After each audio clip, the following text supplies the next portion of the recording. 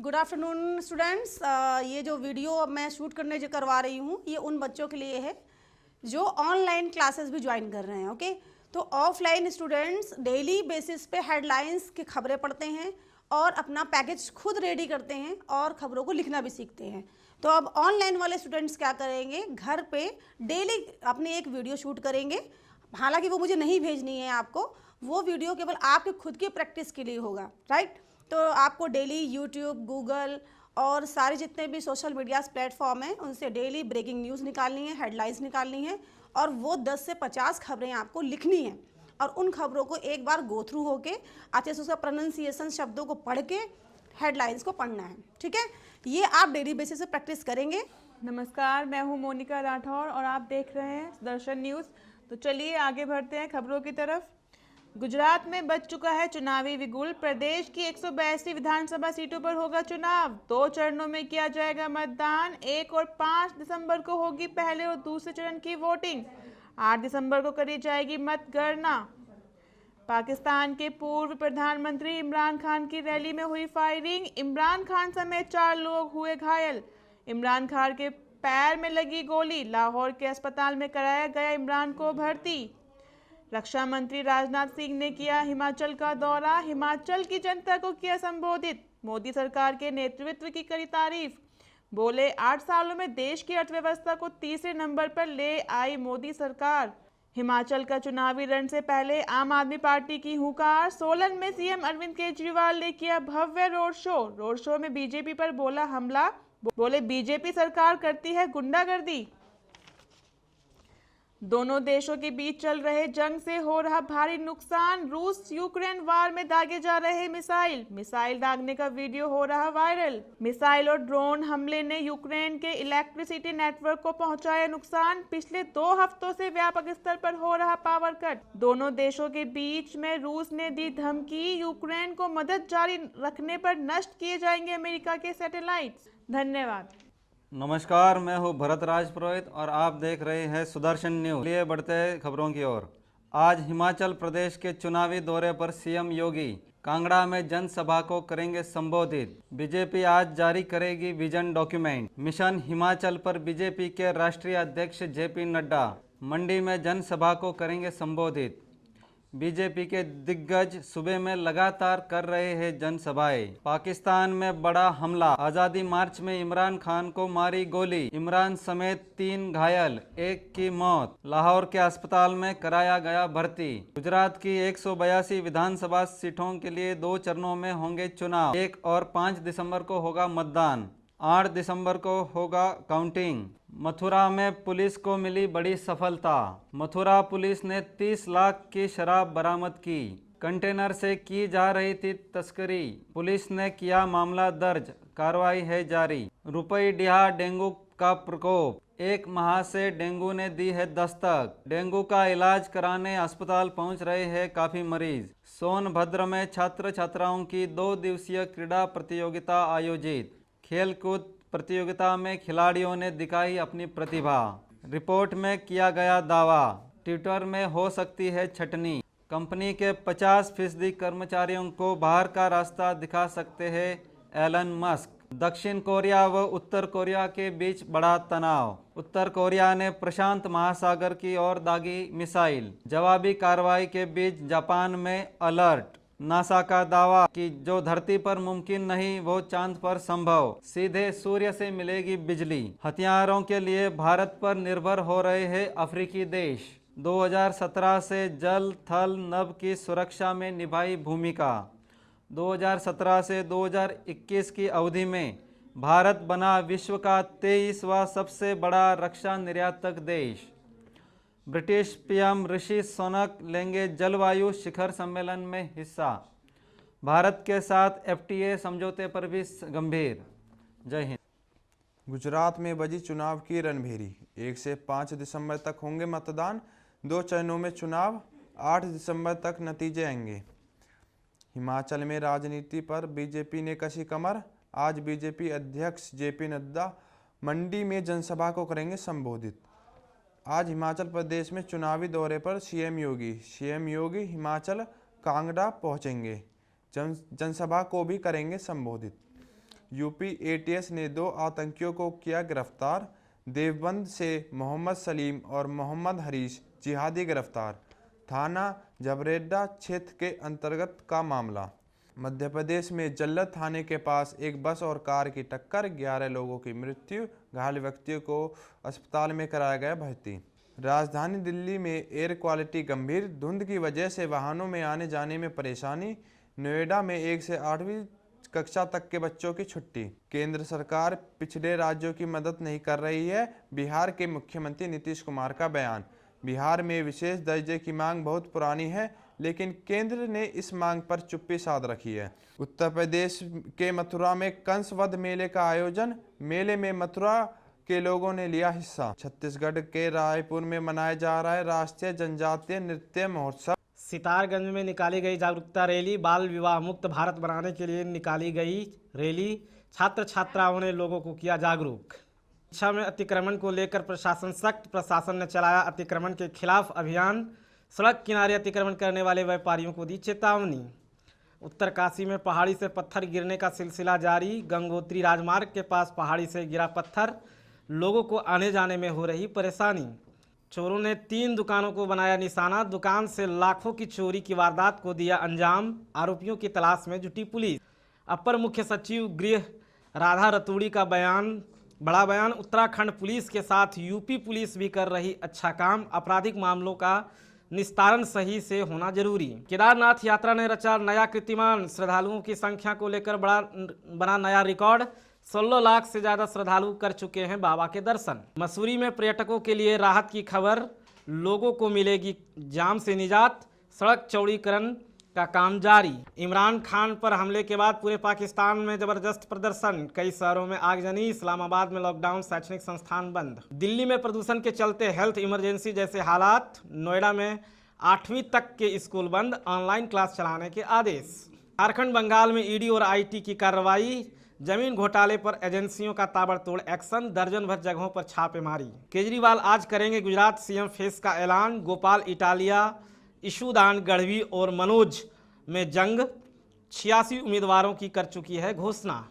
Good afternoon students. आज हमारा जो टॉपिक है वो यूनिट नंबर 3 यानी कि 3 हम स्टार्ट करेंगे और 2 तक हमारा सिलेबस कंप्लीट हो चुका है, राइट। एंड जो हमारा यूनिट नंबर 3 है दैट इज़ क्या है, टॉपिक है हमारा प्रेस विषयक जो हमारे कानून हैं उनके बारे में हम पढ़ेंगे, ठीक है।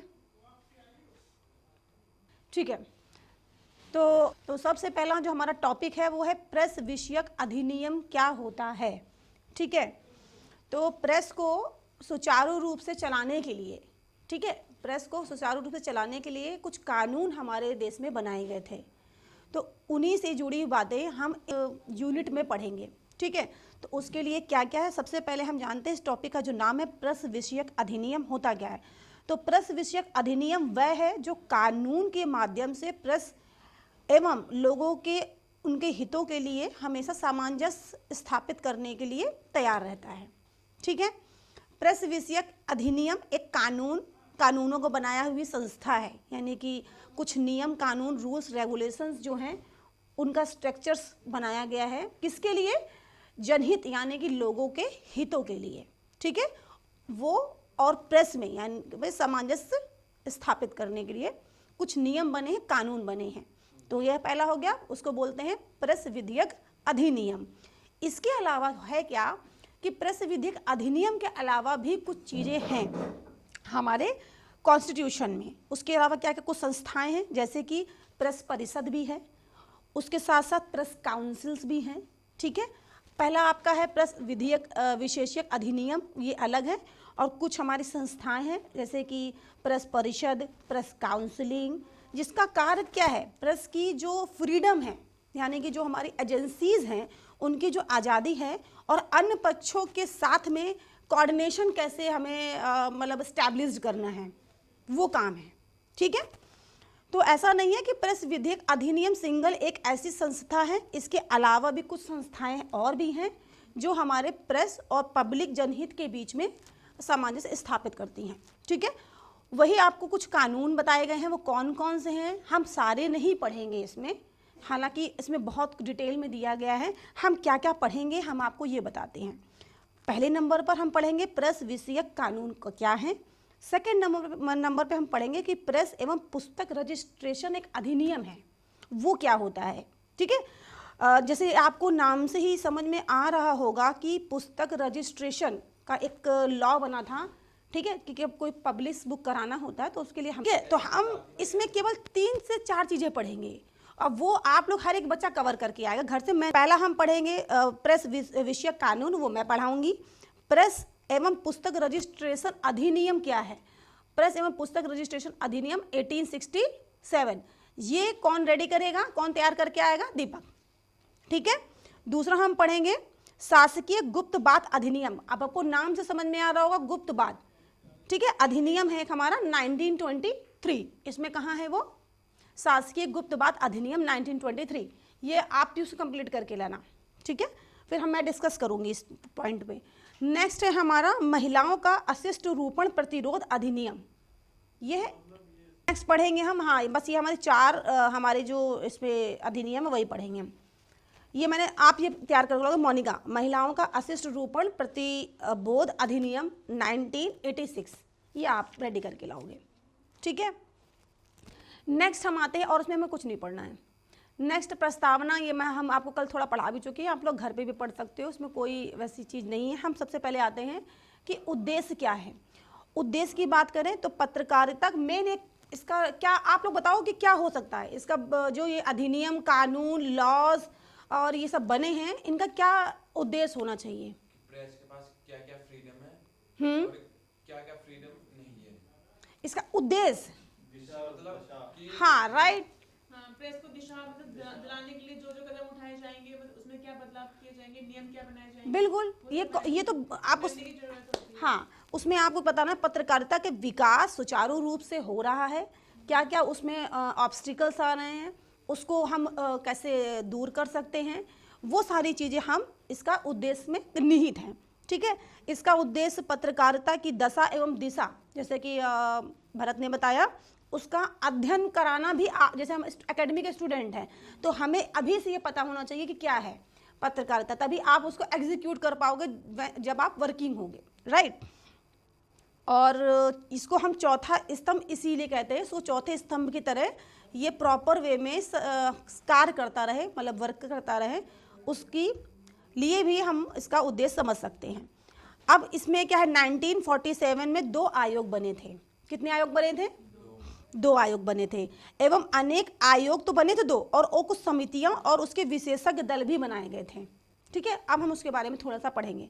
उद्देश्य क्लियर हुआ, अधिनियम क्लियर हो गया, कुछ नियम कानून है वो क्लियर हुआ, इन सबको बनाने के कानूनों का उद्देश्य क्या था ये क्लियर हो गया। अब हम आते हैं कुछ डिटेल में कि पहली प्रेस परिषद या प्रेस काउंसिलिंग कब बनाई गई थी। कुछ पॉइंट्स हम पॉइंट्स के बेसिस पे पढ़ेंगे, थ्योरी नहीं पढ़ेंगे। कब बनाई गई थी, किसी को पता? पहली प्रेस परिषद या प्रेस काउंसिल बनाई गई थी, हमें उससे मतलब नहीं है कब बनाई, हम एक बार बता देंगे ईयर, क्योंकि ईयर में थोड़ा कंफ्यूजन रहता है। लेकिन जो शहर है, हाँ जो शहर है वो है स्वीडन। कौन सा है, हाँ तो यहाँ पर आप देख सकते हैं 1916 में, 1916 में सर्वप्रथम जो किसी देश में बना था तो वो देश था स्वीडन, और 1916 में ऐसी परिषद बनाई गई थी, काउंसिल, ठीक है, प्रेस के लिए।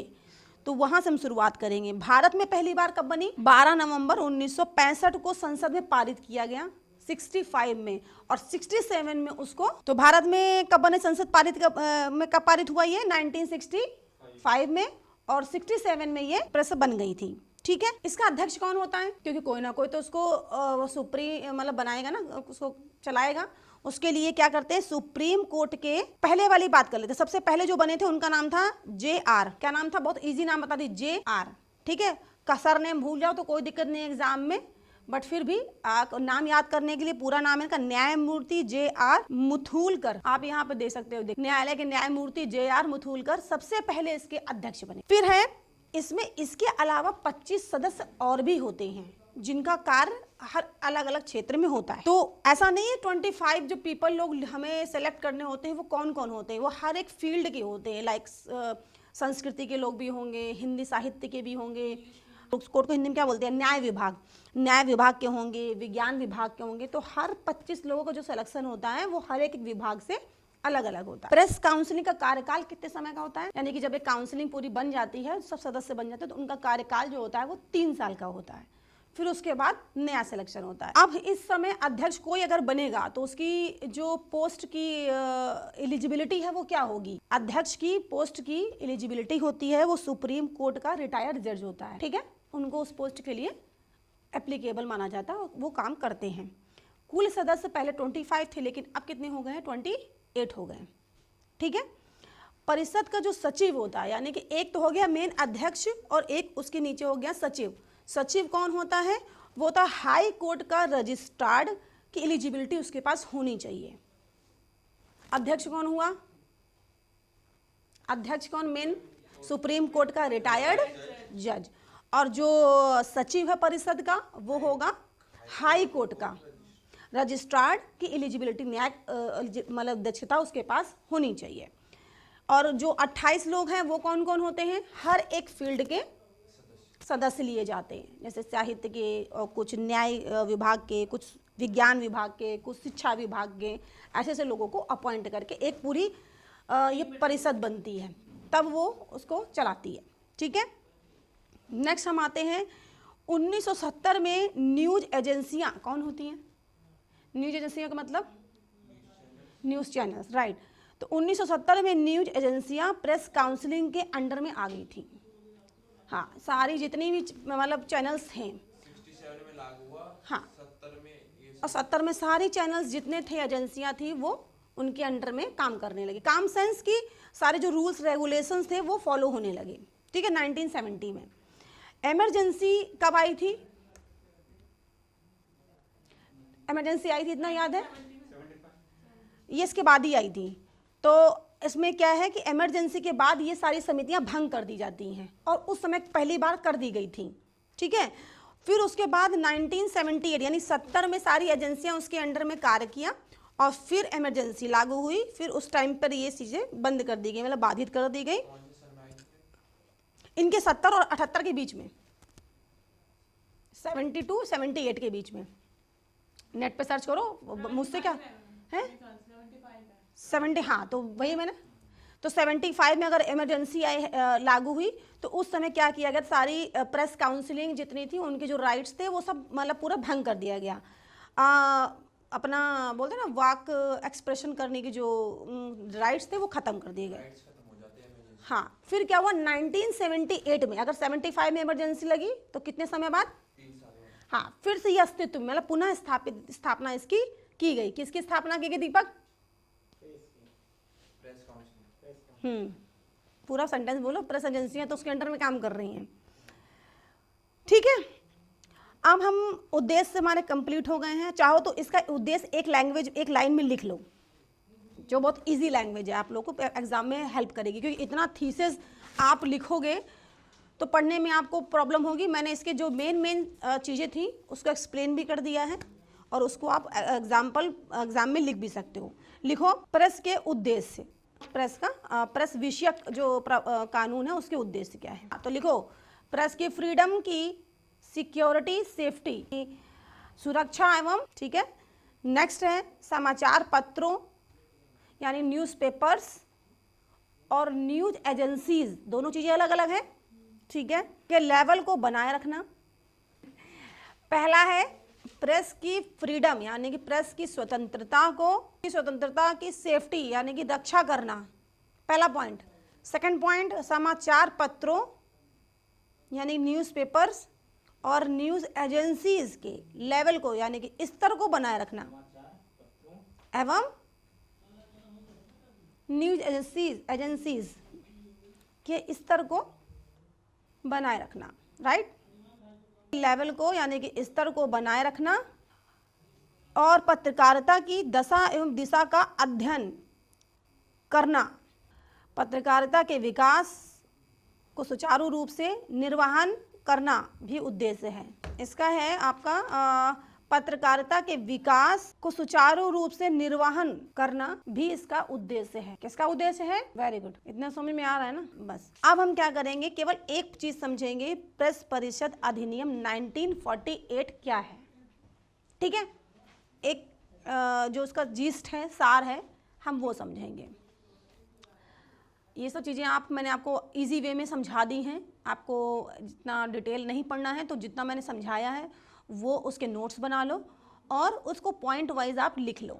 ठीक है, ये सब देखिए नियम, रजिस्ट्रेशन, रजिस्ट्रार्ड, ये सब मैंने आपको बताया था पढ़ना क्या क्या है हमको। अब हम केवल पढ़ेंगे, इसमें नहीं है हालांकि, हम केवल पढ़ रहे हैं प्रेस परिषद अधिनियम के बारे में। जैसा कि हमें पता है कि भारत में अभिव्यक्ति की स्वतंत्रता एक मौलिक अधिकार है।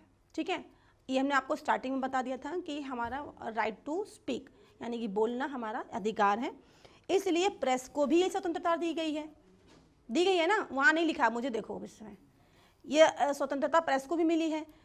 प्रेस और एक कॉमन पीपल में क्या डिफरेंस है, बताओ, है कोई डिफरेंस?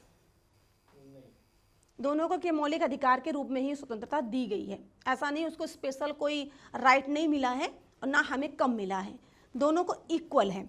लेकिन ये इसलिए बनाया गया है क्योंकि प्रेस के पास भी लेकिन स्पेशल उनके पास राइट्स, स्पेशल राइट्स दिए सरकार की तरफ नहीं दिए गए हैं, लेकिन उनके बोलने से एक वो पूरी मास को कम्युनिकेट करते हैं।